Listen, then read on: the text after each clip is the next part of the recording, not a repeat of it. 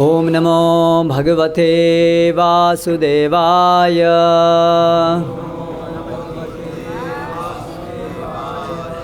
ओम नमो भगवते वासुदेवाय।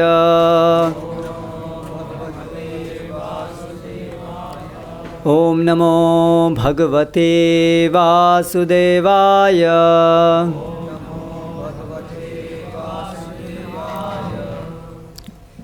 आज गोवर्धन पूजा महोत्सव के उपलक्ष्य में हम पढ़ रहे हैं श्रीमद् भागवतम के दशम स्कंद से अध्याय 21 गोपियों द्वारा कृष्ण के वेणु गीत की सराहना, श्लोक क्रमांक 18।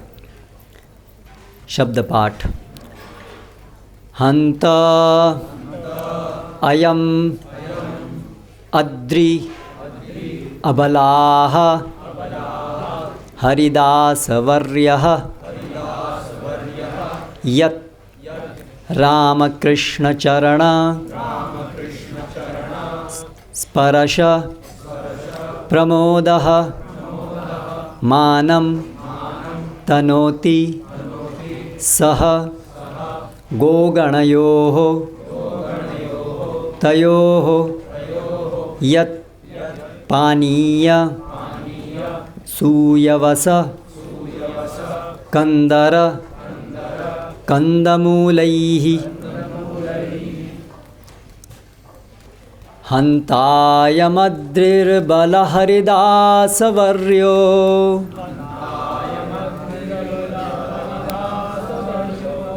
यद्रामकृष्णचरणस्पर्शप्रमोदः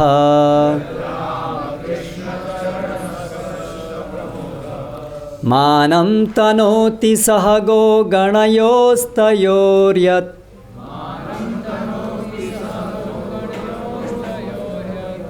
पानीयसूयवसकन्दरकन्दमूलैः।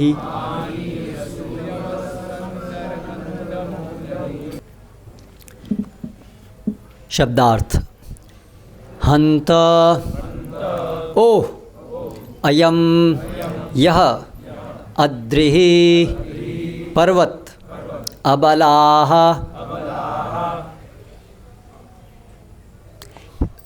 हे सखियों हरिदासवर्यः भगवान के सेवकों में से सर्वश्रेष्ठ यत् चूँकि रामकृष्ण चरण कृष्ण तथा बलराम के चरण कमलों के स्पर्श स्पर्श से प्रमोदः हर्षित मानम आदर तनोति प्रदान करता है सह साथ गोगणयोः गौवें बछड़े तथा ग्वाल बाल के तयोः उन दोनों श्री कृष्ण तथा बलराम को यत् क्योंकि पानीय पेयजल के साथ सूयवस अत्यंत मुलायम घास कंदर गुफाएं कंदमूलैः तथा खाद्य कंदों से। अनुवाद श्रील प्रभुपाद के द्वारा लिया गया है ये चैतन्य चेतामृत से, और तात्पर्य श्रील प्रभुपाद के शिष्यों द्वारा लिखा गया है। समस्त भक्तों में से यह गोवर्धन पर्वत सर्वश्रेष्ठ है। सखियों, यह पर्वत कृष्ण तथा बलराम के साथ ही साथ उनकी गायों, बछड़ों तथा ग्वाल बालों को सभी प्रकार की आवश्यकताओं, पीने का पानी, अति मुलायम घास, गुफाएं, फल फूल तथा तरकारियों की पूर्ति करता है। इस तरह यह पर्वत भगवान का आदर करता है। कृष्ण तथा बलराम के चरण कमलों का स्पर्श पाकर गोवर्धन पर्वत अत्यंत हर्षित प्रतीत होता है। तात्पर्य: उपर्युक्त अनुवाद श्रील प्रभुपाद कृत चैतन्य चरितामृत से मध्य लीला 1834 से उद्धृत किया गया है। श्रील विश्वनाथ चक्रवर्ती ठाकुर ने गोवर्धन पर्वत के ऐश्वर्य की विवेचना इस प्रकार की है। पानीय: गोवर्धन पर्वत के झरनों से प्राप्त सुगंधित शीतल जल का द्योतक है, जैसे कृष्ण तथा बलराम पिया करते थे और जिससे अपने पांव तथा मुख धोया करते थे। गोवर्धन पर्वत शहद, आम का रस तथा पीलू रस जैसे अन्य पेय भी प्रदान करता है। सूयवस दूर्वा अर्थात दूब घास को बतलाता है, जिससे अर्घ्य की धार्मिक भेंट दी जाती है।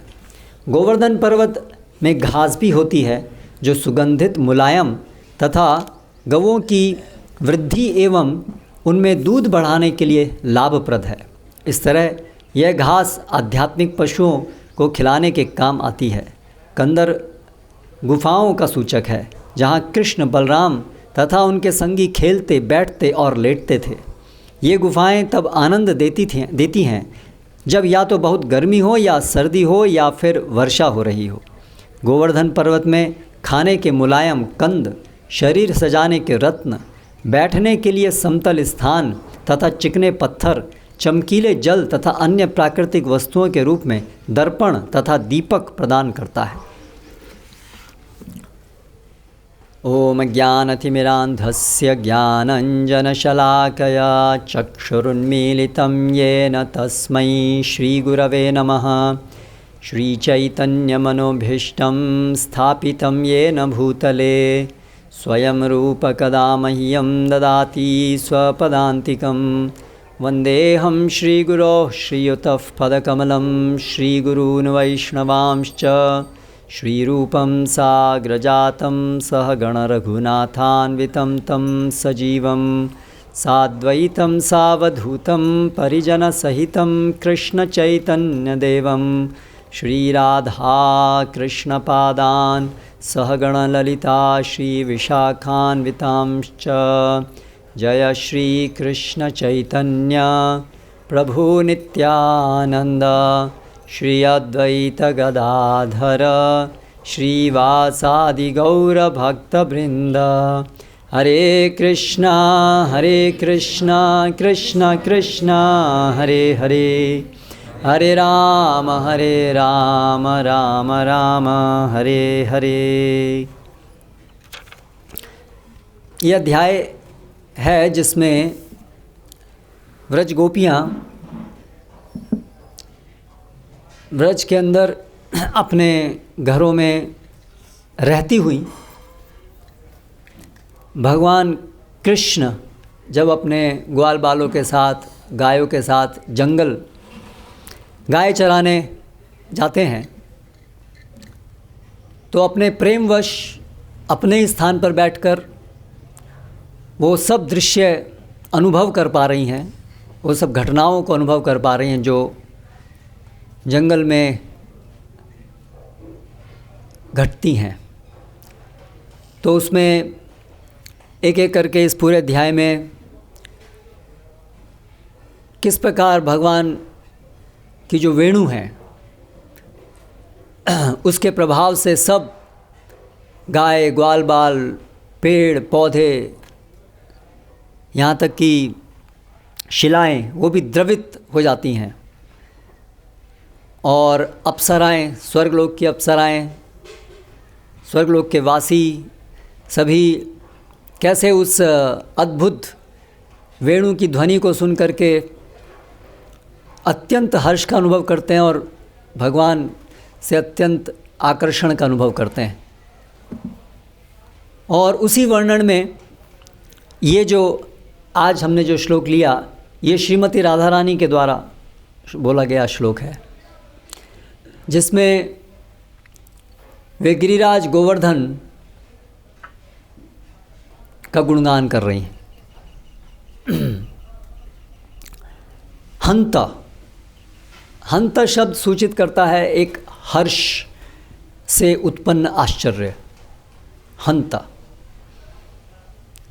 तो उनको गिरिराज गोवर्धन जिस प्रकार भगवान की सेवा करते हैं उसको देखकर उनको आश्चर्य है और हर्ष है।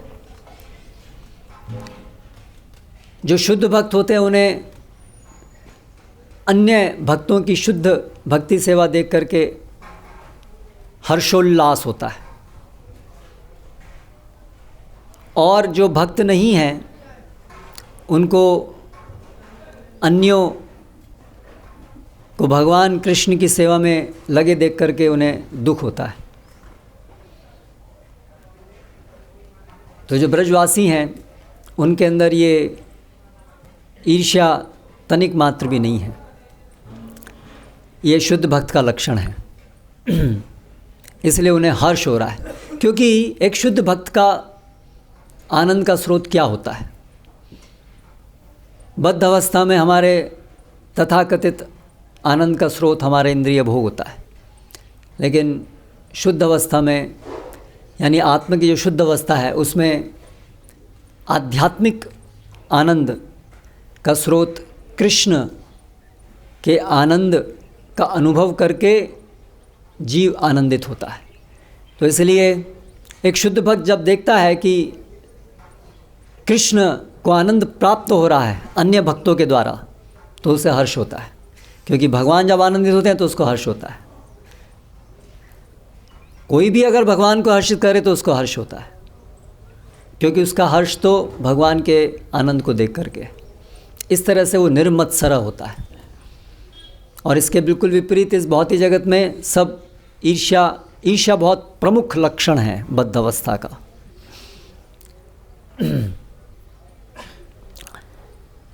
अयम अद्रि अबला, अपनी अन्य जो सखियां हैं उनको संबोधित करते हुए वो कह रही हैं अबला। तो सभी गोपियों का जो बल था वो कृष्ण ही थे।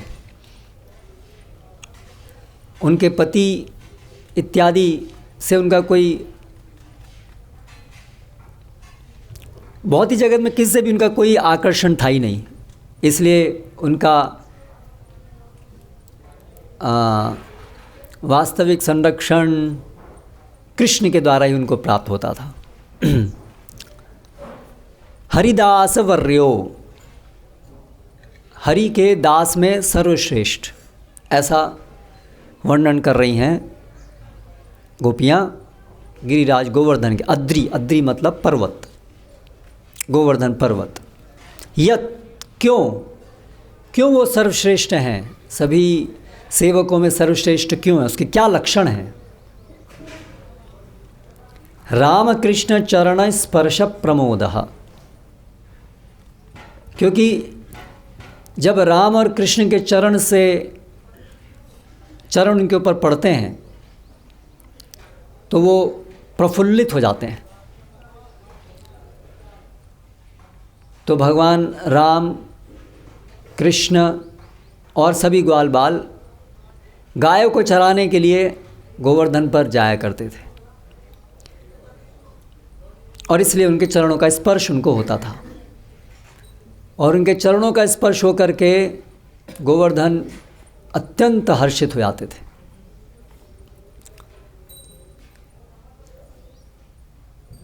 जिसको इस प्रकार से हर्ष प्राप्त होता है भगवान के नाम रूप गुण लीलाओं के संपर्क में आने से, तो ये समझना चाहिए कि वो अत्यंत धन्य है, बहुत उसकी ये महान सौभाग्य है।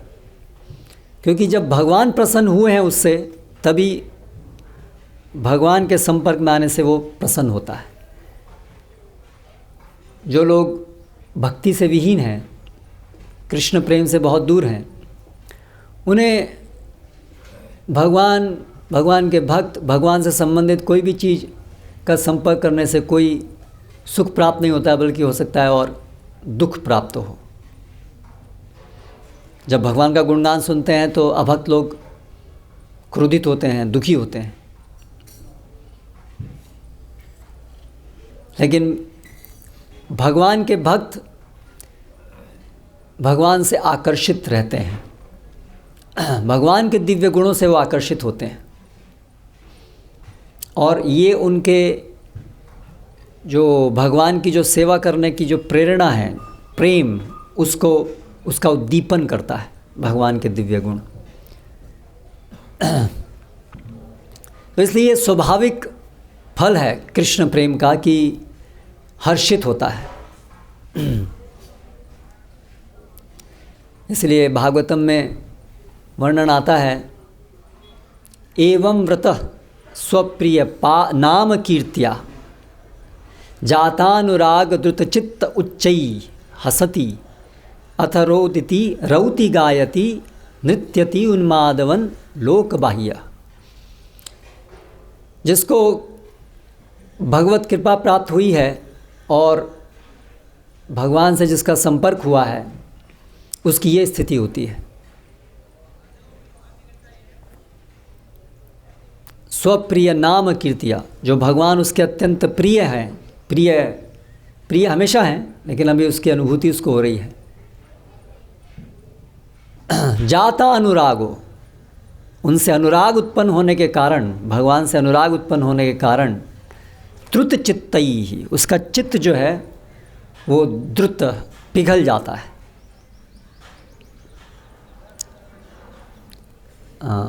अश्म हृदय, भागवतम में अन्यत्र दूसरा हृदय की बात की है, एक पत्थर का हृदय,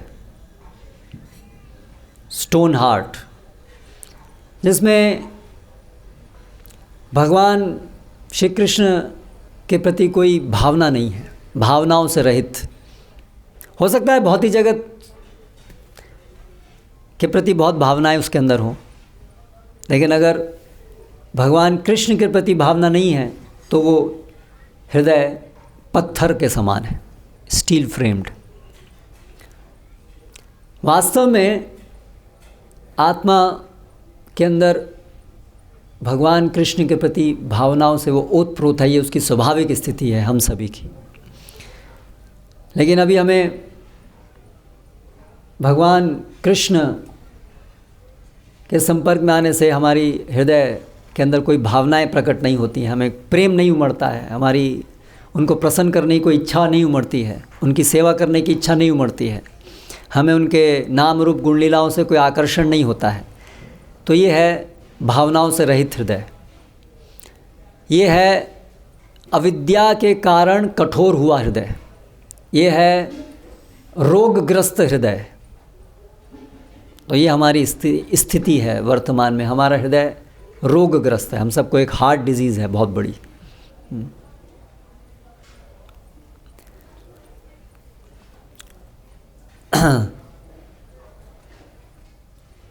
और क्या होता है उस अवस्था में, उच्च ही तेज स्वर में हसती, व्यक्ति हंसता है,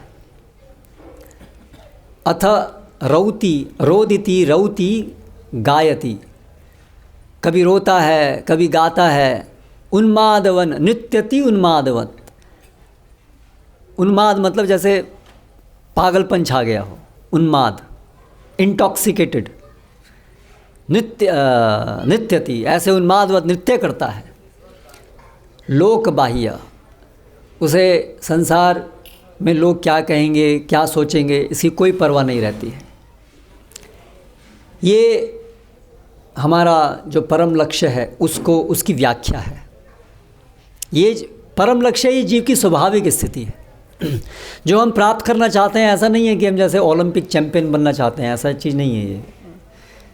जैसे होता है 100 मीटर रेस, ओलंपिक चैंपियन, तो उसको इतना तेज़ भागना पड़ेगा, वो कृत्रिम है। आदमी सामान्य रूप से इतना तेज़ नहीं भागता है, उसे कृत्रिम कुछ ऐसा प्राप्त करना है, तो इसलिए उसको गोल्ड मेडल दिया जाता है। तुम चीते के स्तर पे भाग पाए, गोल्ड मेडल।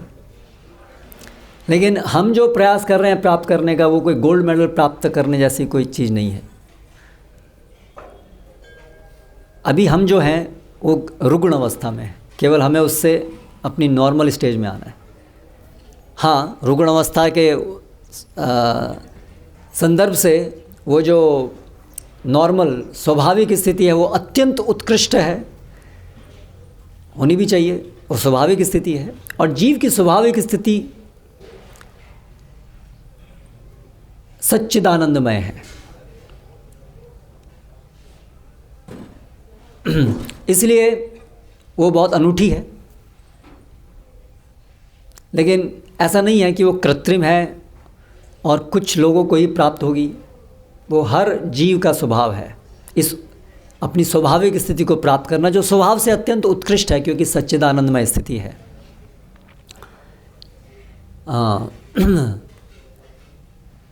तो इसीलिए यहाँ पर जो वर्णन है कि गोवर्धन पर्वत जो है वो हरिदास वर्य, वो महानतम भक्त हैं, उसका एक लक्षण है कि स्पर्श पाकर के वो प्रफुल्लित हो रहे हैं।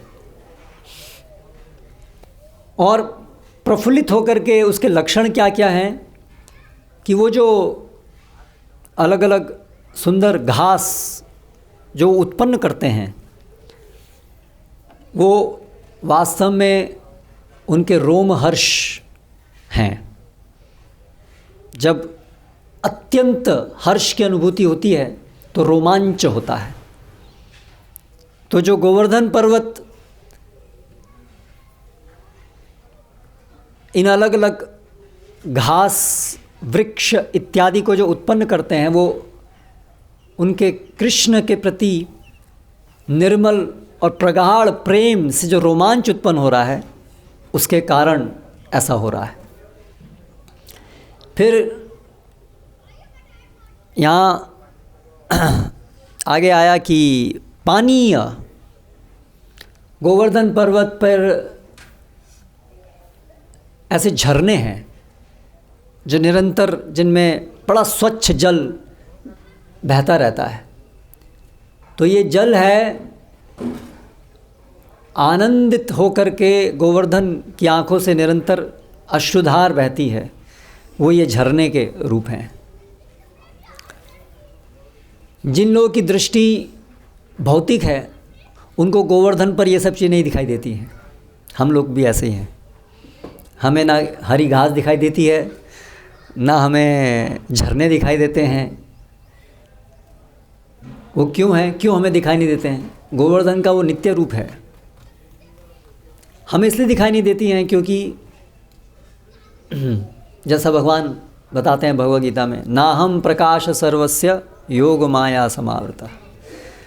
भगवान का रूप, गुण, लीलाएं हम अपनी भौतिक इंद्रियों से ग्रहण नहीं कर सकते हैं। अतः श्री कृष्ण नाम आदि न भवेत ग्राह्यम इंद्रियैहि। तो ये हमारी दूरदर्शिता है, जिसकी वजह से हम गोवर्धन का जो वास्तविक स्वरूप है उसको हम नहीं देख पाते हैं, उसका अनुभव नहीं कर पाते हैं। लेकिन वास्तव में ये गोवर्धन का स्वरूप है। उनके अंदर उनके ऐसे झरने हमेशा बहते रहते हैं, जिसमें जब भगवान कृष्ण राम गायों को चराने जाते हैं तो गाय को भी प्यास लगती है, तो वहाँ पानी उपलब्ध होता है। और जब ग्वाल बाल थक जाते हैं तो उनके लिए पानी है, हाथ मुंह धोने के लिए है, ऐसी सब व्यवस्था है। फिर सुयवस, दोनों प्रकार की इसमें दूर्वा घास के लिए भी है, अर्घ्य, और गायों के लिए खाने के लिए सुंदर मुलायम घास गोवर्धन उत्पन्न करते हैं। और कंदर, कंदर मतलब ऐसी गुफाएं हैं गोवर्धन में, जिसमें सब ग्वाल बाल, जब बहुत तेज़ गर्मी होती है, बहुत तेज़ सर्दी होती है, तो उसके अंदर जा सकते हैं। विशेष रूप से जो गुफाएं होती हैं उनके अंदर ये थर्मल इंसुलेशन इफेक्ट बहुत अच्छा होता है।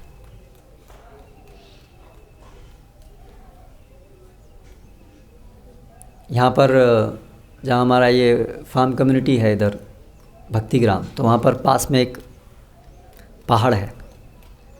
तो उस पहाड़ के पास में आप रहेंगे, जो रहते हैं वहाँ पर लोग, तो वहाँ सर्दी में हम लोग भी कुछ समय रहे थे, 1 साल सर्दी वहीं थे हम लोग, तो वहाँ सर्दी अनुभव ही नहीं होती थी। और जहाँ हमारी अभी जगह है वो 3 किलोमीटर दूर है, वहाँ बहुत सर्दी है। तो ये उसका प्रभाव होता है। और गुफाओं में तो अंदर जब रहते हैं तो गर्मी में वो गर्मी भी नहीं लगती है। तो ऐसी सुंदर व्यवस्था गोवर्धन करते हैं भगवान कृष्ण की सेवा में। और कंदमूल, कंदमूल प्रदान करते हैं, बड़े ही सॉफ्ट कंद, जड़ें, जिसको खा कर के ग्वाल बाल सब अपनी भूख मिटा सकें। तो इस प्रकार से ये वर्णन है कि कैसे गोवर्धन भगवान की सेवा कर रहे हैं। और एक और शब्द यहाँ पर आया है, मानम तनोति। इस प्रकार अपना आदर सत्कार दे रहे हैं सभी गायों को, सभी ग्वाल बालों को। क्यों सत्कार दे रहे हैं? पहले तो किस प्रकार सत्कार दे रहे हैं? इस प्रकार सत्कार दे रहे हैं। सम्मान कैसे दे रहे हैं? ये सब चीज़ें, सुंदर घास, पानी, कंदर, कंदमूल, ये सब जो आवश्यकताएं हैं ग्वाल बालों की, गायों की, उनको जो प्रसन्न करने वाली सारी वस्तुएं हैं, वो सब कुछ प्रदान करके वो सम्मान दे रहे हैं। सम्मान देना का ये वास्तविक गहरा अर्थ है। सम्मान केवल हाथ जोड़कर ही नहीं किया जाता है, वो उसका एक भाग है, लेकिन सम्मान देने का अर्थ है सेवा करना। तो इस प्रकार जो गोवर्धन है वो जो भी ग्वाल बालों और गायों की जो भी आवश्यकताएं, उन सब की समुचित व्यवस्था करते हैं। आप देखिए यहाँ पर तात्पर्य में विश्वनाथ ठाकुर बताते हैं, गोवर्धन पर्वत पर शरीर को सजाने के लिए रत्न भी उपलब्ध हैं।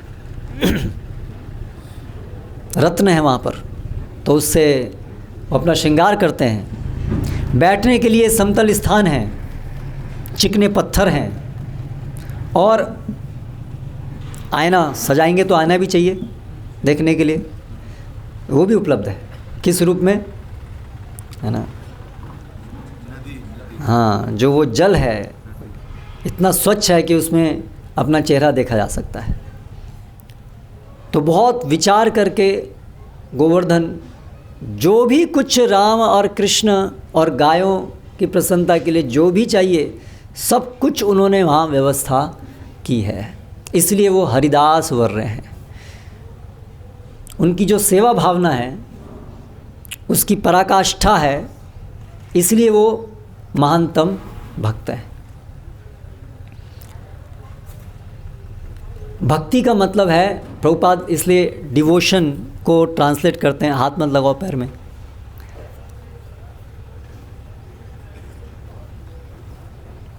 डिवोशनल सर्विस, भक्ति सेवा। सामान्यतया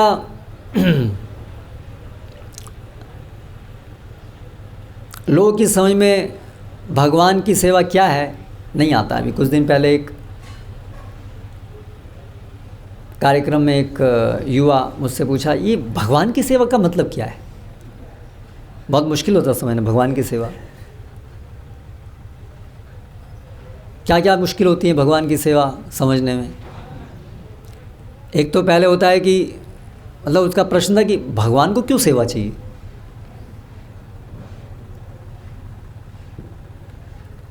क्योंकि इस भौतिक जगत में हम क्या सोचते हैं कि अगर सेवा की ज़रूरत किसी को है तो किसको है? मुझे है, ठीक है। सेव्य तो मैं हूँ, सब लोग यही सोचते हैं। संसार ये सृष्टि के बनाने के पीछे प्रयोजन क्या है?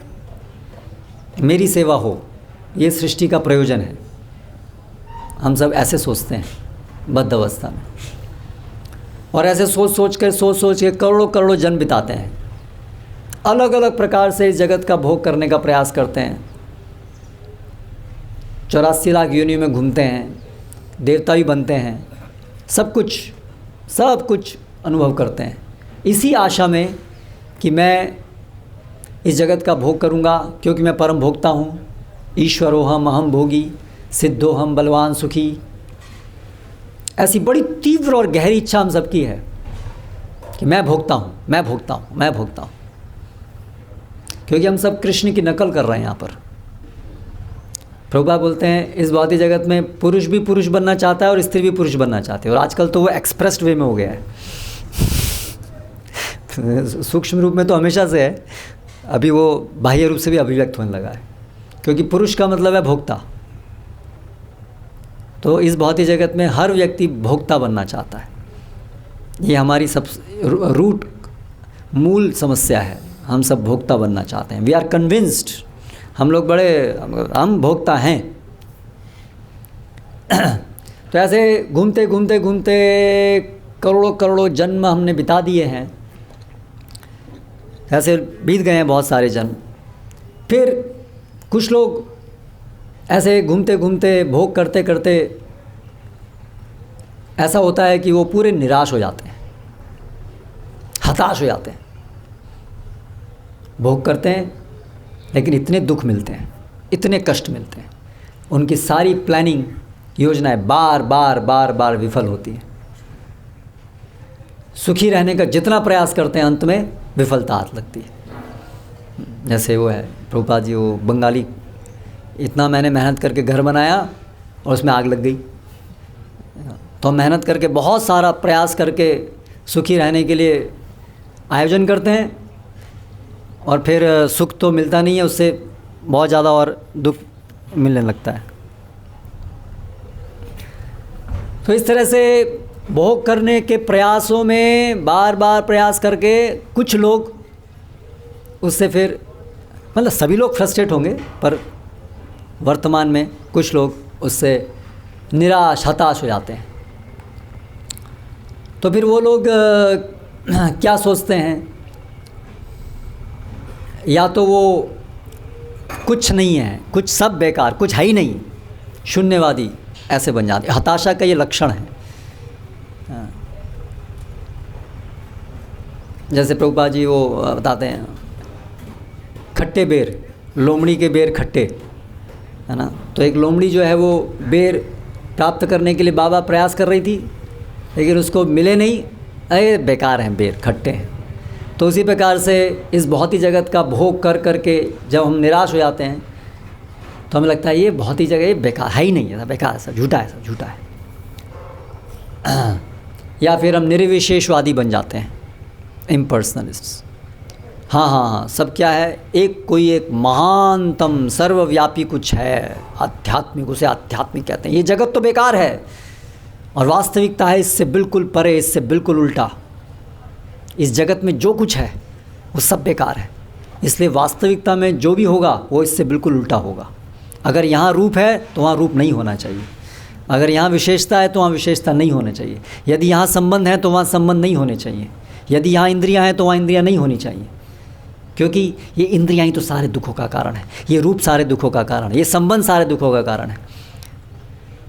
इसलिए वो लोग इतने हताश हो जाते हैं, इतने हताश हो जाते हैं कि उनका ये निर्विशेष कंसेप्ट डेवलप होता है परम सत्ता के विषय में, कि परम सत्ता में ये जितना भी वैचित्र्य है इस संसार के अंदर, इससे बिल्कुल उल्टा होना चाहिए। नेगेशन, उनका जो भगवान का जो कंसेप्ट है वो डेवलप कैसे होता है, नेगेशन से होता है, तर्क से नेगेट करते हुए, ये दुखदाई, ये भौतिक है तो इससे उल्टा होना चाहिए। इस तरह से अनेक लोग जो इस जगत से ऊब जाते हैं वो निर्विशेषवादी बन जाते हैं। तो इसलिए उनके लिए भी बहुत मुश्किल है समझना कि भगवान की सेवा का मतलब क्या है। जो भोगी हैं उनके लिए समझना मुश्किल है भगवान की सेवा का मतलब क्या है, क्योंकि उनको लगता है भोगता तो मैं हूँ, तो ये भगवान कौन सा बीच में आया, किसकी सेवा, क्यों सेवा करनी है। तो इसलिए वो लोग डिले करते हैं, तुम पागल हो तुम। जैसे रावण, हिरण्यकशिपु, अरे सारा संसार मेरी सेवा करता है, मेरे गुणगान गाता है, तुम ये कौन से विष्णु की बात कर रहे हो। तो पागल हो गया, दिमाग खराब हो गया। तो ऐसे ही भौतिकता वाले लोग सोचते हैं, अरे अपनी मेहनत करेंगे, हम भोगता हैं, ये कौन से भगवान की बात कर रहे हैं, ये काल्पनिक है, ऐसा सोचते हैं, ये कोई भगवान होगा नहीं ये सब। फिर जो मायावादी हैं, जो निर्विशेषवादी हैं, उनके लिए भी ये समझना बहुत मुश्किल है कि भगवान की सेवा का क्या मतलब है, क्योंकि उनके लिए भोग करना मतलब दुख भोगना। इसलिए वो समझ नहीं सकते कि भगवान भोग करेगा,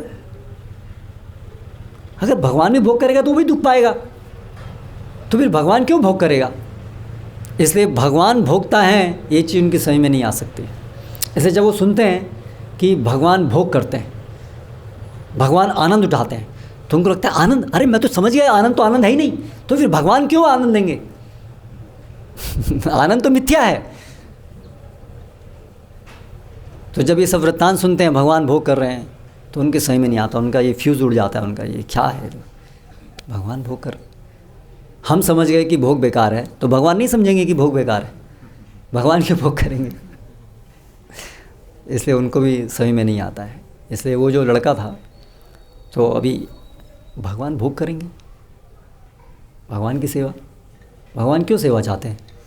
जब हम समझ गए सेवा बेकार है तो भगवान नहीं समझेंगे, सब तो मिथ्या है। इस भौतिक जगत में लोग अपना यशगान सुनना चाहते हैं, कितनी ख़राब बात है। हम तो समझ गए अपना यश सुनना ख़राब बात है, और जब उनको पता चलता है भगवान अपना यश सुन करके बड़े आनंदित होते हैं, उनको लगता है भगवान अपना यश सुन के आनंदित होते हैं, ये तो दुर्गुण है। जब वर्णन आता है कि भगवान अपना नाम सुन के बहुत आनंदित होते हैं तो लगता है इस भौतिक जगत में हम तो सोचते थे कि जो लोग अपना नाम सुन करके आनंदित होते हैं वो तो मूर्ख हैं, और भगवान अपना नाम सुन के आनंदित होते हैं, तो उनको वो चीज़ गले से नीचे नहीं उतरती है। भगवान बड़े सुंदर तरीके से वस्त्र धारण करते हैं, भगवान अपना चेहरा देखते हैं तो भगवान ही मुग्ध हो जाते हैं, तो उनको ये सब चीज़ें उनको लगती हैं तो सब भ्रम है ना। तो ये सब भ्रम भगवान में कैसे आ गया, अगर कोई भगवान है तो।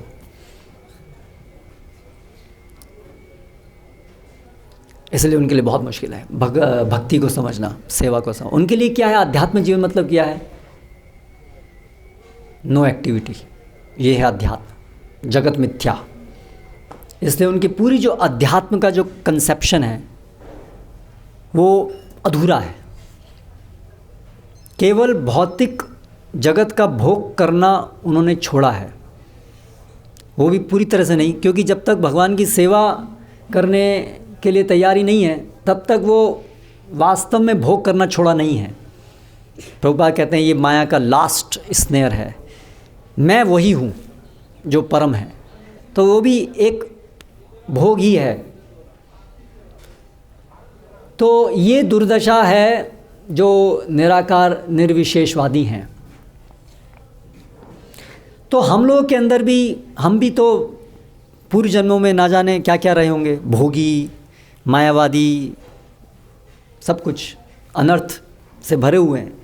इसलिए हमें भी बहुत सावधानी से देखना चाहिए कि हमारे अंदर ये मायावाद के बीज अभी भी बाकी तो नहीं है। इसलिए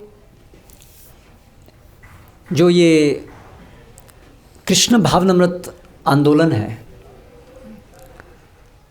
वो हमें प्रशिक्षण देता है कि कैसे हम भोगी बनना छोड़ें और आध्यात्म को निराकार निर्विशेष की उपासना ऐसा समझना छोड़ें। यहाँ पूरी इंद्रियों को, मन को, बुद्धि को, सब चीज़ को बहुत एक्टिवली भगवान की सेवा में लगाने के द्वारा प्रशिक्षण प्राप्त होता है। जब भक्त लोग नाचते हैं, गाते हैं और एक्टिवली सब सेवा करते हैं तो मायावादी लोग सोचते हैं हाँ ये भी बड़ी कनिष्ठ अवस्था है, भाग रहे हैं, दौड़ रहे हैं।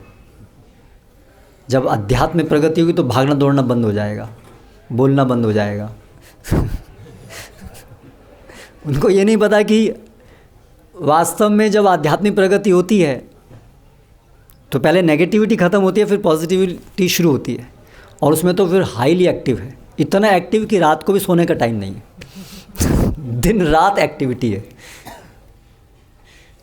है ना। भगवान कृष्ण रात को सोते नहीं हैं, इज़ वेरी एक्टिव। प्रभुपाद बोलते हैं इज़ वेरी एक्टिव दिन रात। और भगवान के भक्त भी, आप देखो गोपियाँ जो है रात को भगवान के साथ रासलीला में जाती हैं, दिन में पूरा दिन भर कृष्ण के लिए अलग अलग एक्टिविटी में इन्वॉल्व रहते हैं। जैसे यशोदा मैया, तो हम ये दामोदर लीला में क्या देखते हैं, यशोदा पूरी सुबह से लेके हमेशा एक्टिव, मक्खन निकालना है, ये करना है, क्या करना है, बहुत सारी सेविकाएं हैं उनको गाइड करना है,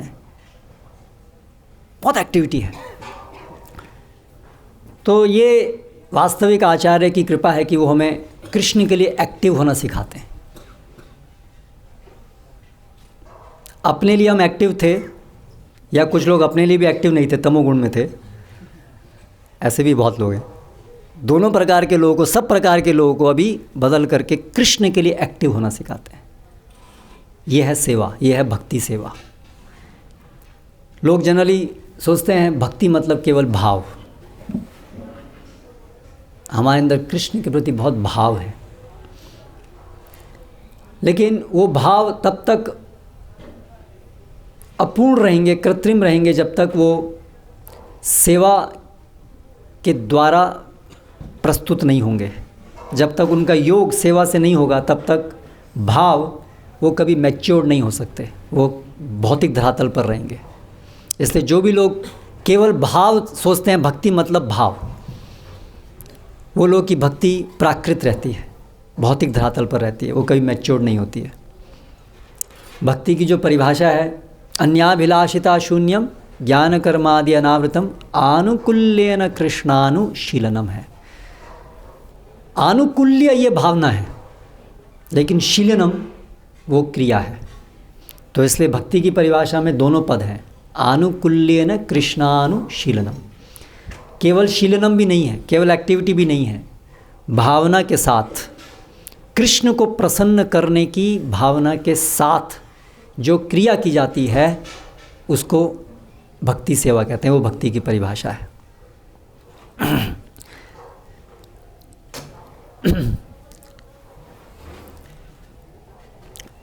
तो अभी गोवर्धन जो हैं वो महान सेवक हैं। आप देखिए वो कितनी गहराई में एक एक चीज़ के ऊपर विचार करके एक एक चीज़ की व्यवस्था कर रहे हैं। कृष्ण की गाय आई हैं, तो मुझे गायों के लिए सुंदर मुलायम घास उनको देनी है। आप उनका मन के अंदर उनके विचार क्या हैं, उनकी भावना वो देखिए। ओ कृष्ण आ गए, हाँ हाँ कृष्ण आप आओ आओ, आप बैठो, आपके लिए सिंहासन है, सब है। और जो उनके साथ गाय आई हैं, कृष्ण है, कृष्ण। उनका विचार क्या है, कृष्ण को गाय अपने से भी ज़्यादा प्रिय है ना। इसलिए वो बहुत ध्यान से कि गायों को क्या चाहिए वो दे रहे हैं।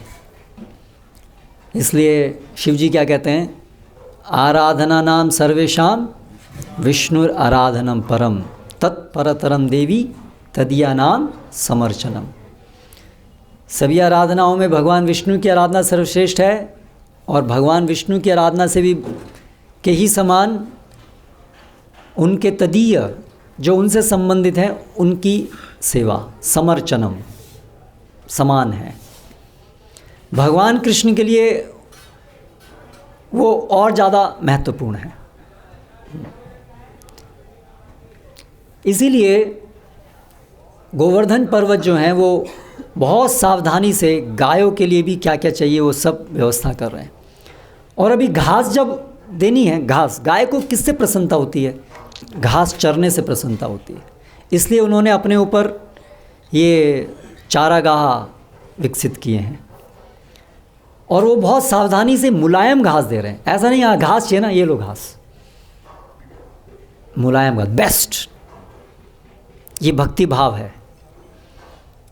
हमें कृष्ण की सेवा करनी है।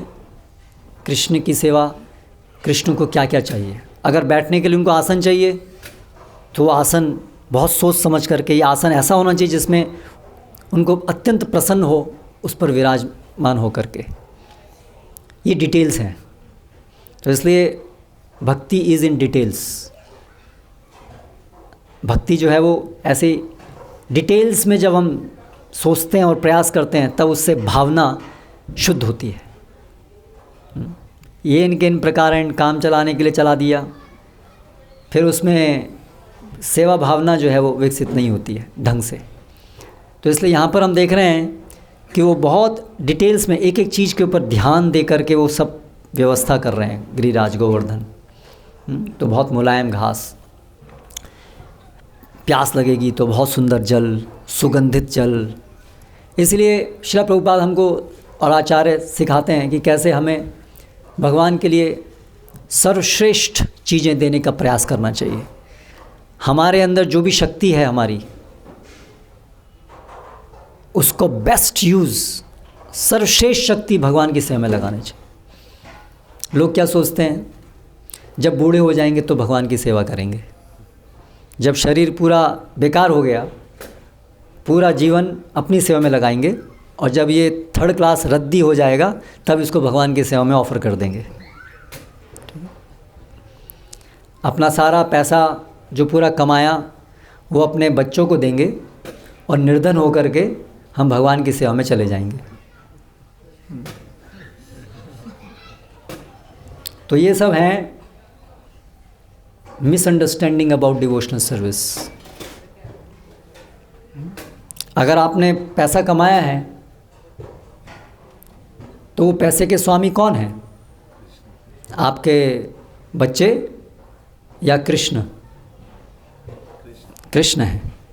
ठीक है, भगवान की सेवार्थ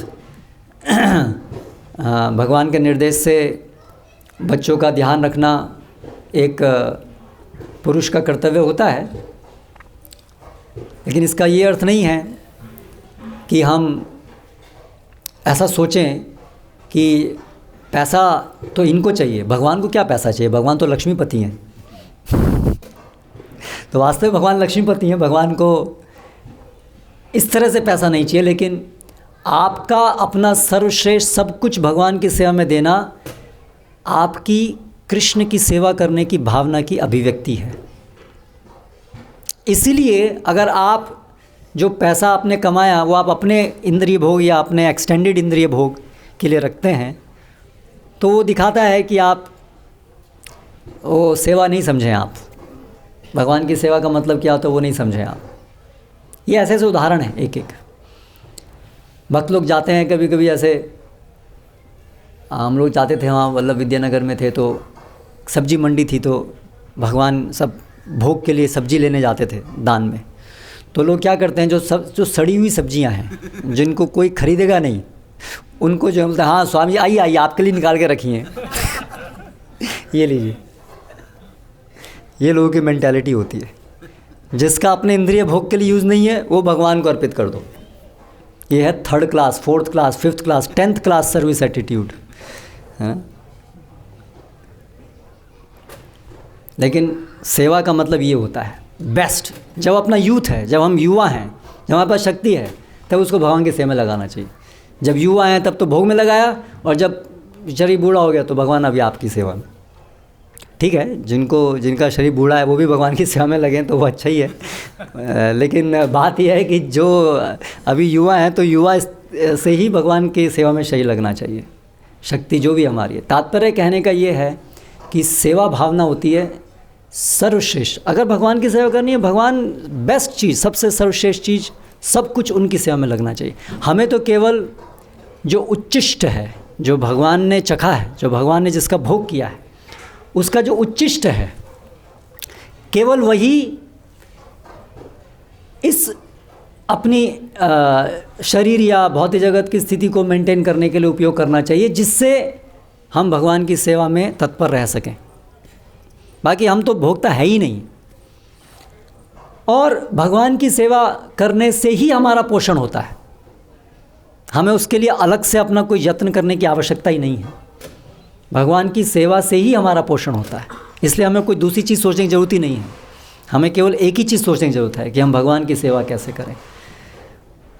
वो स्वाभाविक है, वो नेचुरल है, हमारा पोषण उसके अंदर होना।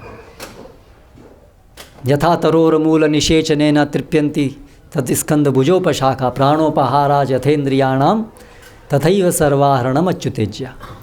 तो भगवान हमारे आदि मूल हैं, वहाँ पानी दे करके उनके सभी अंगों की, अंशों की सेवा तो आवश्यकताएं तो अपने आप पूरी होती हैं। अनन्यश्चिन्तयन्तो माम ये जना पर्युपासते तेषां नित्याभियुक्तानाम योगक्षेमम वहाम्यहम्। जो अनन्य रूप से भगवान की सेवा करता है, भगवान उसको जो भी आवश्यकता है सेवा करने के लिए वो सब भगवान देंगे। तो उसी प्रकार से अगर हम भगवान की सेवा में गंभीर हैं तो भगवान सेवा के लिए जो जरूरी है सब देंगे, जो भी आवश्यकता है सब देंगे। शरीर, स्वास्थ्य, पैसा, धन, संपत्ति सब कुछ देंगे। हाँ, उसके अंतर्गत भगवान ये ध्यान रखते हैं कि हम कभी उससे भ्रमित नहीं हो जाएं, तो उसके अनुसार जो ज़रूरी है ऐसा करते हैं। लेकिन भगवान, ये हमें विश्वास होना चाहिए भक्तों की, भगवान रक्षा करते हैं, हमारी भक्ति सेवा की रक्षा करते हैं, और उसके लिए जो आवश्यक है उसकी रक्षा करते हैं।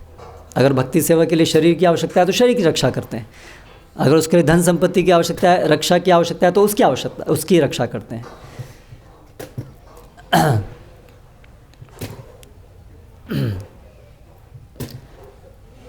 तो अभी जब हम भगवान की सेवा करने का प्रशिक्षण ले रहे हैं, तो इस तरह से हमें समझना चाहिए कि भगवान की सेवा कैसे होती है। तो वो भगवान के जो महान भक्त हैं, आचार्यगण हैं, वो हमें आकर के सिखाते हैं कि भगवान की सेवाओं की ये डिटेल है, ऐसी होती है। तो वर्तमान समय में श्री चैतन्य महाप्रभु के द्वारा प्रशिक्षण केंद्र खोला गया है, नाम हाट।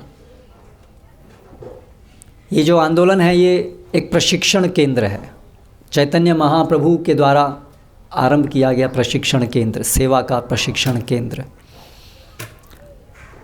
और श्रील प्रभुपाद, उनके जो सेनापति हैं, वो अभी प्रशिक्षण दे रहे हैं कि सेवा कैसे करनी है। श्रील प्रभुपाद उनके शिष्यों को विविध प्रकार की सेवाओं में लगाए, प्रचार की सेवाएं, अर्च विग्रह सेवन की सेवाएं,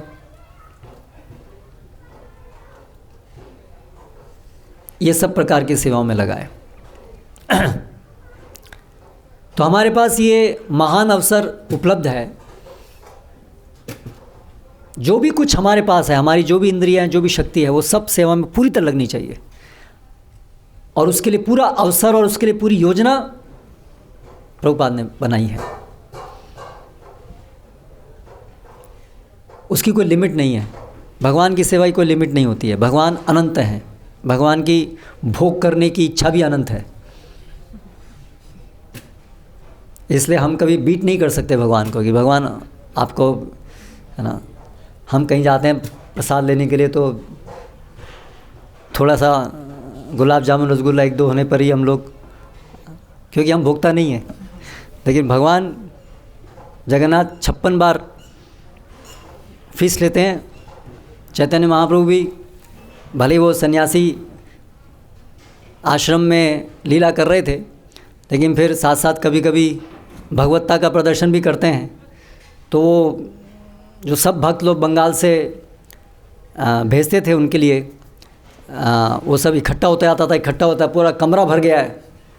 तो अभी उनके जो सेवक हैं गोविंद कहते हैं कि सब लोग भक्त पूछ रहे हैं चैतन्य महाप्रभु ने चखा कि नहीं चखा, मैं क्या बोलूँ उनको। तो वे कहते ठीक है ले आओ, एक दिन सब ले आओ। तो भगवान परम भोक्ता है, भगवान के भोग की कोई सीमा नहीं है, इसलिए हमारी सेवा की कोई सीमा नहीं है।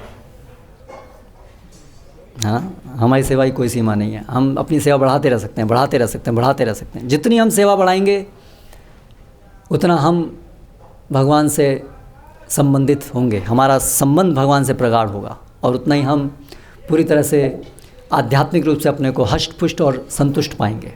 ये कुंजी है भक्ति की। तो इसलिए हमें अच्छे से विचार करना चाहिए कि मैं अपना सब कुछ कैसे भगवान की सेवा में लगाऊंगा।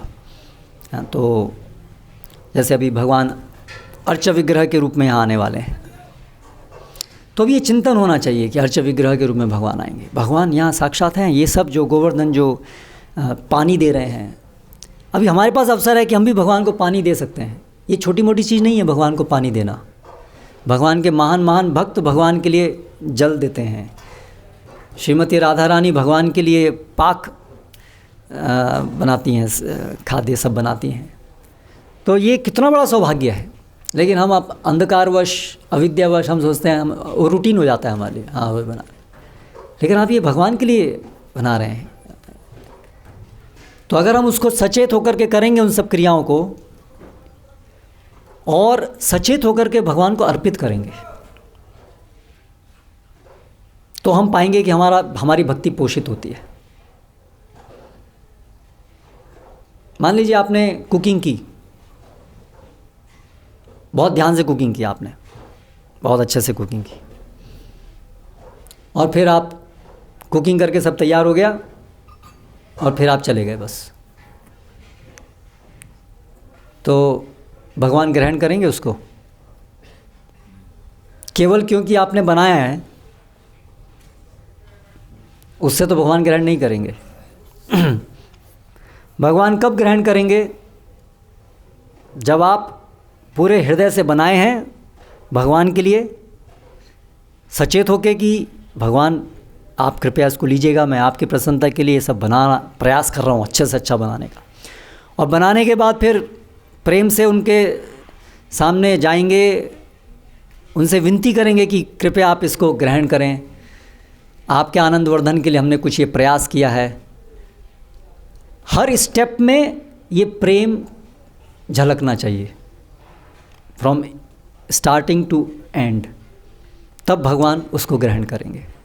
इसलिए गुरु महाराज ने हमको जो दिशा निर्देश दिए हैं डेटी वर्शिप के, तो जो फूल हम भगवान को अर्पित करें, अगर वो भक्ति सेवा भक्ति भावना से उगाएंगे तो भगवान का और अधिक उसमें आनंद वर्धन होगा। जबकि हम मार्केट से अगर खरीद के लेके आएंगे तो वो जो फूल उगाए गए हैं वो तो प्रेमवश नहीं उगाए गए हैं, वो तो पैसे के लिए उगाए गए हैं। तो वो अभी हम ला करके उसको प्रेमवश देने का प्रयास करेंगे तो ठीक है, सम परसेंटेज हुआ लेकिन पूरा नहीं हुआ। तो जितना हम कर सकते हैं जहाँ से, तो सब कुछ भगवान करें, भक्त करें, है ना। खेत जोतना भी, पुष्पों के लिए पूरी तैयारी, कलम तैयार करना, सब कुछ, तो वो उतना ही उसके अंदर प्रेम भावना सेवा भावना ऐड होती जाएगी। इसलिए भगवान को उतना ही अधिक प्रसन्न करेगा, और वो आखिरी स्टेज तक होना हमेशा होना चाहिए। तो उसी प्रकार जो भी हम सेवा भी जो करते हैं उसमें सेवा को सचेत रूप से करना, और ये उनको अर्पित भी करना भावना से, मेंटली, कृपया आप इसको स्वीकार कीजिए। जैसे अभी हम ये पंडाल बना रहे हैं, तो जिनकी सेवा पंडाल बनाने की है तो उनको केवल ऐसा नहीं हाँ पंडाल बन गया बस, भगवान ये मैंने प्रयास किया है, कृपया आप इस प्रयास को स्वीकार कीजिएगा। तो इस प्रकार हर क्रिया में जितना हो हमारी विचार चेतना उसमें जानी चाहिए। कुछ भी मैकेनिकल नहीं है, हर चीज़ के पीछे क्रिया और उसके साथ साथ वो भावना, और भावना कहाँ से आती है? विचार से आती है। तो इसलिए माइंड बहुत महत्वपूर्ण है भक्ति सेवा में, विचार करना। अगर हम विचार नहीं करेंगे तो भावनाएं ढंग से डेवलप नहीं होंगी, उससे फिर वो क्रियाएं जो है वो पूरी तरह से शुद्ध नहीं होंगी। तो ये ट्रेनिंग का भाग है, क्रिया भी होनी है बहुत अच्छे से, और साथ साथ में वो विचार भी आने हैं कि कृपया कृष्णा आप ये स्वीकार कीजिए। हर क्रिया में जितना हम ये इस प्रकार से अभ्यास करेंगे उतना हमारी कृष्ण कॉन्शियसनेस बढ़ेगी, कॉन्शियसनेस, कृष्ण की कॉन्शियसनेस आएगी। यही हमारा लक्ष्य है, टू बिकम कृष्ण कॉन्शियस। हाँ, तो यहाँ पर हम जो गोवर्धन जी से उदाहरण देख रहे हैं कि भक्ति प्रैक्टिकल एक्शन के अंदर है, वो केवल सोचने की बात नहीं, केवल मानसिक नहीं है, उसमें एक्टिविटीज़ हैं, उसमें सब विविधताएं हैं। तो उस प्रकार भक्तों को फिर और भी आगे सोचना चाहिए। इस पूरे संसार को यदि सब भगवान के भक्त हैं ना, तो सब भगवान की भक्ति में लगे ना, वो कैसे लगेंगे? वो विचार होना चाहिए। प्रचार कैसे हो पाएगा? वो विचार होना चाहिए, वो प्रयास होना चाहिए। पहले आरंभ में जब हम कनिष्ठ अवस्था में होते हैं तो हम केवल अपनी भक्ति के बारे में सोचते हैं, मेरी चैंटिंग होनी चाहिए। लेकिन एक मध्यम अधिकारी भक्त केवल अपनी ही प्रगति के विषय में नहीं सोचता है, वो अन्यों की प्रगति के विषय में भी गंभीरता से सोचता है। यही हम प्रहलाद महाराज से सीखते हैं, है ना।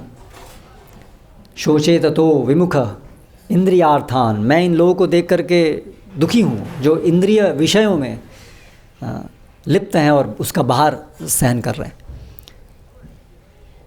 तो इस तरह से हमें बड़ा व्याकुल होना चाहिए कि ये जीव का प्राण है ये सबके, कृष्ण भक्ति। और किसी के अंदर कृष्ण भक्ति नहीं है मतलब वो कितना दुखी है, और उसके दुख को देख करके कृष्ण कितने दुखी हैं।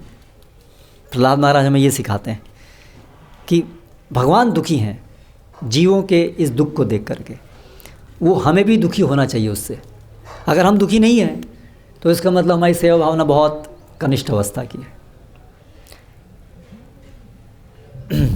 तो इस तरह से अगर हम विचार करेंगे और पूरा प्रैक्टिकल एक्टिविटीज़ में उसको लेके आएंगे तो हमारा नेचुरली फिर माइंड का और बुद्धि का एब्जॉर्प्शन होगा भगवान में।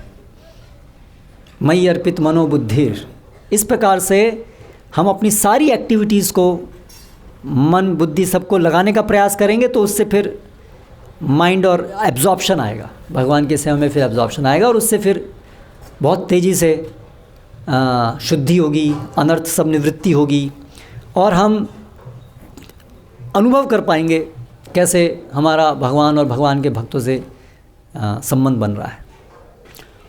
और यहाँ पर एक और महत्वपूर्ण चीज़ है कि जो गोवर्धन है वो गायों के लिए और सबके लिए बड़ा मान सम्मान दे रहे हैं, क्योंकि उनको पता है यदि गाय प्रसन्न हुई तो कृष्ण प्रसन्न होंगे, क्योंकि वो उनके संबंधित हैं। तो इसलिए भक्त हमेशा भगवान और भगवान के भक्त उन दोनों की सेवा करने के लिए तत्पर रहता है। और वो सेवा के अलग अलग भक्तों के स्तर पे अलग अलग प्रकार से होती है। इसलिए ईश्वरेषु तदधीनेषु बालिशेषु दुषत्सु च प्रेम मैत्री कृपा उपेक्षा यह करति स मध्यमा। विशेष रूप से जो उन्नत अवस्था में है, रूप गोस्वामी उपदेशामृत में बताते हैं, कृष्णेति यस्य गिरि तम मनसाद्रियेत, जो कृष्ण का नाम लेते हैं श्रद्धापूर्वक, उनका मन में आदर सम्मान होना चाहिए। दीक्षेस्ति चेत प्रणतिभिस भजन्तमीशम, जो भगवान का भजन करते हैं दीक्षा लेकर के, यानी गंभीरता से भगवान की सेवा में रत हैं, उनको दंडवत प्रणाम करना चाहिए। शुश्रूषया भजन विज्ञम, और जो भजन में बड़े ऊंचे हैं, बड़े चढ़े हैं सेवा में, शुश्रूषया, उनकी तो एक तुच्छ सेवक के रूप में उनकी सेवा के लिए अपने को प्रस्तुत करना चाहिए। तो इस तरह से भक्ति के अंदर भगवान की सेवा और भगवान की सेवा नहीं होती है, उनके तदीय भक्तों का यथा योग्य, यथोचित, यथा उचित सेवा साथ साथ करके ही भगवान की सेवा होती है। तो इस प्रकार से गोवर्धन भगवान कृष्ण यहाँ आया, तयो हो, भगवान राम और कृष्ण वहाँ हैं, और उनके साथ जो उनके सेवक गण हैं उन सब के लिए वो व्यवस्था कर रहे हैं, सब के लिए कर रहे हैं। तो इसी प्रकार हमारी मानसिकता होनी चाहिए कि भगवान, भगवान के भक्त यथोचित, सभी के लिए यथोचित सेवा में हम तत्पर रहें। और रूप गोस्वामी, रघुनाथ दास गोस्वामी ऐसे बहुत गोवर्धन जी के गुणगान में प्रसिद्ध श्लोक लिखे हैं, तो उनको भी हम थोड़ा पढ़ें आज के शुभ अवसर पर। रूप गोस्वामी लिखे हैं, विंदत भैर्यो मंदिरताम कंदेर वृंदैः कैंदाइश्चेन्दोर बंधु भिरानंद यतीसम वैदुर्य भैर्निर्झुर तोयैरपि सोहयम प्रत्याशाम में त्वं कुरु गोवर्धनम पूर्णम। हे गोवर्धन, मेरी आशा आप पूरी कीजिए। वो गोवर्धन जो कृष्ण को हमेशा संतुष्ट करते हैं, कृष्ण की लीलाओं में सहायता करके, गुफाएं प्रदान करके जिसमें राधा कृष्ण अपनी लीलाएं कर सकें, और सुंदर जल, कंदमूल इत्यादि दे करके ऐसे गोवर्धन से प्रार्थना करते हैं कि आप हमारी प्रार्थनाएं। तो भगवान के महान भक्त हैं, इसलिए उनसे हमें करनी चाहिए कि हमें भी वो सेवा भावना प्रदान करें जैसे उनके अंदर है। और गोवर्धन कृष्ण ही हैं। ये तो और ज़्यादा मेंटल फ्यूज़ उड़ाने वाली बात है कि कृष्ण है और वो सेवक भी हैं, अपने ही सेवक हैं। तो कृष्ण की सेवा इतनी आकर्षक है, कृष्ण उसका स्वयं अनुभव करने के लिए अलग अलग सेवकों के रूप में भी आते हैं। बलराम के रूप में भी वो अलग अलग प्रकार से सेवा करते हैं। ऐसे ही गोवर्धन भी उन्हीं का वो रूप है और वो उन्हीं की सेवा के लिए रत है। तो भगवान की सेवा में इतना आनंद है कि भगवान भी उसको चखने के लिए आते हैं। फिर चैतन्य महाप्रभु, उन्होंने शंकरानंद गोस्वामी एक वृंदावन से आए और पुरी में जब चैतन्य महाप्रभु रहते थे तो उन्होंने उनको गोवर्धन शिला और गुंजमाला ये दी थी भेंट। तो चैतन्य महाप्रभु ने 3 वर्ष तक गोवर्धन शिला की पूजा उपासना की, अपने शीश के ऊपर उसको धारण करते और गुंजमाला उनके चरणों में रखते, गोवर्धन शिला के चरणों में रखते। तो गोवर्धन कृष्ण है और गुंजमाला वो राधा रानी की प्रतीक है। और फिर 3 वर्ष उनकी सेवा करके उन्होंने ये किनको दी? रघुनाथ दास गोस्वामी जी को। रघुनाथ दास गोस्वामी की भक्ति से प्रसन्न होकर चैतन्य महाप्रभु ने ये गोवर्धन शिला और गुंजमाला उनको दी।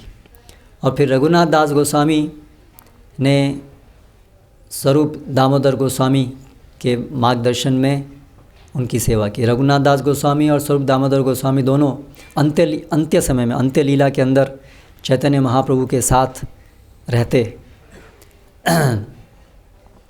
तो रघुनाथ दास गोस्वामी इन गोवर्धन शिला की पूजा करते और उनकी सेवा से इतने प्रसन्न हुए भगवान। तो स्वरूप दामोदर गोस्वामी ने गोविंद को कहा कि आप जो हैं प्रतिदिन बहुत सुंदर भगवान के लिए भोग व्यंजन लेके आइए गोवर्धन जी के लिए। और वो लेके आते और फिर रघुनाथ दास गोस्वामी उनको भोग लगाते। तो उनकी सेवा से प्रसन्न होकर के गिरिराज गोवर्धन वो सब कुछ खा लेते, प्रैक्टिकली बाह्य साक्षात उसका भक्षण कर लेते। और इस प्रकार रघुनाथ दास गोस्वामी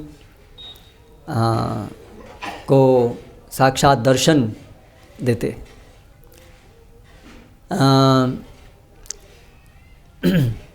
तो जो गोवर्धन है भगवान से अभिन्न है। और आज गोवर्धन लीला जिसमें भगवान गोवर्धन जी को उठाते हैं, इंद्र जब कुपित हो जाता है, वो सब दोपहर की कक्षा में और वर्णन करेंगे। तो इसलिए हमारे लिए गोवर्धन शालिग्राम शिला है। शालिग्राम जैसे विष्णु हैं, भगवान का रूप है, ऐसे ही गोवर्धन जी भी भगवान का रूप है। और हमारे महान आचार्य माधवेंद्रपुरी तो उन्होंने वहीं गोवर्धन के पास में अनयोर वहाँ पर भगवान के विग्रह की स्थापना की, जो अभी श्रीनाथ जी में है। उससे पहले वो गोवर्धन पर उनकी स्थापना की थी। और वहाँ पर सबसे प्रथम अन्नकूट महोत्सव हुआ था, जो आज ये भी फेस्टिवल आज कंबाइंड है उसके साथ साथ। तो इसलिए हम भी गोवर्धन जी से ऐसी प्रार्थना करें कि हमारे अंदर भी भगवान के प्रति इस प्रकार सेवा भावना हमें कृपा करके प्रदान करें। हरे कृष्णा। श्रील प्रभुपाद की जय।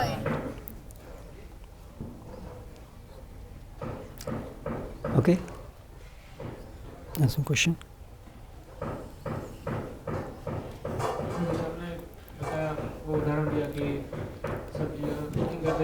के लिए, तो केवल कुकिंग करके छोड़ दें उसको। अगर हम कोई हमारा भक्त उगा रहा है तो वो उससे और भगवान को प्रेम मिलता है। लेकिन इसमें एक भक्त की चेतना दूसरे दूसरे किसी से कैसे प्रभावित हो सकती है, क्योंकि वो तो नहीं, कृष्ण तो देख रहे हैं ना, और ये भी मेरे भक्त नहीं उगाया है, और फिर मेरा भक्त बना रहा है, और फिर मेरा भक्त मुझे अर्पित कर रहा है। हाँ, लेकिन जो भक्त बना रहा है मान लीजिए तो आया कहीं से भी है, हाँ वो तो अपना बेस्ट कर रहा है, हाँ तो उसकी तो भावना, उसका तो प्रेम पूरा होगा ना। हाँ हाँ, उसका प्रेम पूरा होगा। तो आप जो बोले कि वो हम और प्रेम, भगवान को और प्रेम मिलता है, हम मतलब हम सामूहिक रूप से, हम इसको समझें कि भगवान का आनंद वर्धन और कैसे होगा, जब भक्ति ही उसको उगाएंगे। तो इस प्रकार से हम प्रयास करें कि हम ही उसको उगाएं भी, not necessary that devotee himself, but हम भक्ति तो सामूहिक रूप से होती है ना। हम आयोजन कर रहे हैं ना यहाँ पर, ब्रजवासी सब सामूहिक रूप से, कोई ये कर रहा है, कोई वो कर रहा है। हरे कृष्णा, गिरिराज गोवर्धन की जय, श्रील प्रभुपाद की जय।